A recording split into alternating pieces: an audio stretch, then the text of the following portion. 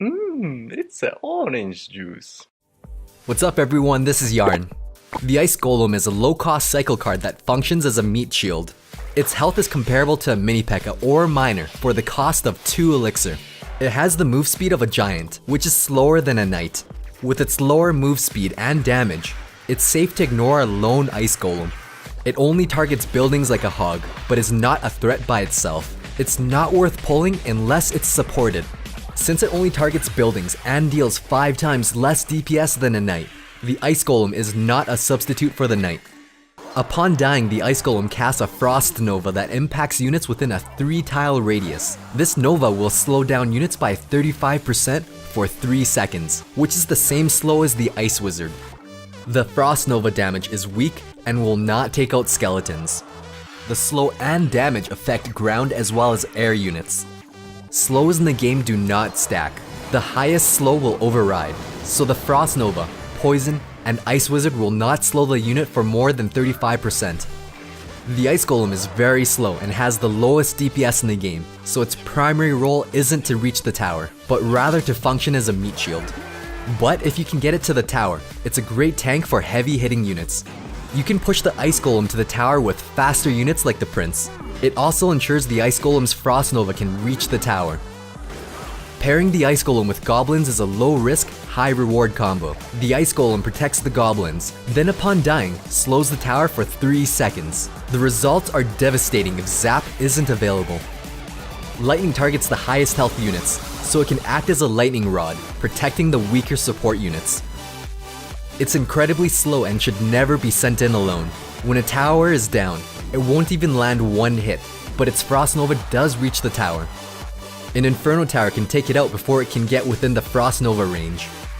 It shines on defense as a reactive meat shield. Since it only costs 2 elixir, it's not crazy to sacrifice it for goblins or minions. A mini P.E.K.K.A needs 2 swings to kill it. It can soak up a lot of damage from a huge range of cards for a positive elixir trade. Sometimes it even makes sense to kite units into the other lane. It gets even better. Even with Fire Spirits, the mini P.E.K.K.A still requires 2 shots to kill it. It counters the mortar very well. The Ice Golem can grab its attention and soak up shots. Against a Prince or Mega Minion, it can absorb up to 4 hits, then slows the unit when it dies.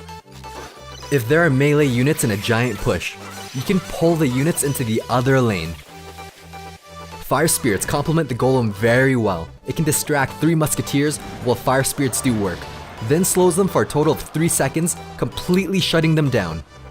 With its really slow move speed, it can kite a P.E.K.K.A into the other lane. With its low cost, it's very easy to split push. When facing a Sparky, Zap can reset Sparky's attack and stun her for half a second. This prevents her from reaching another full charge for 5.5 seconds. If you don't have Zap, the Ice Golem can absorb a Sparky attack, force her to knock back, then slow her for 3 seconds. This prevents her from reaching a full charge for 6 seconds. It can distract back-end units in giant pushes. You can plant the Ice Golem to soak up all the damage, and goblins to sweep up. If you have an Inferno Tower, and there are guards and skeletons shielding the giant from the Inferno, the Ice Golem can hold them back long enough for the Inferno to lock onto the giant. As an added bonus, its Frost Nova slows them down for 3 seconds. The distraction value on the Ice Golem is incredibly high. It can absorb lots of damage, then slow the entire radius around the units, shutting down this huge giant push. Here it distracted the Musketeer, protecting my Mega Minion. It can soak up a total of 5 hits from a bowler, then it slows him, denying him completely. It's not a good idea to try and kite the bowler with an Ice Golem in the other lane, since it'll just get knocked out of range. It only paths towards buildings, so if you need to pull it, any building will do the job. Alone, it's not threatening. It'll only strike once and explode on the tower for a total of 110 damage. But if you choose to counter it, most cards can stop it. Even skeletons will survive its Frost Nova. If you really want to shut it down, Barbarians slice through it like butter. It has 28 DPS, so it's best to ignore it and address the supporting threats behind it first. The heavy hitting units can melt the Ice Golem very fast.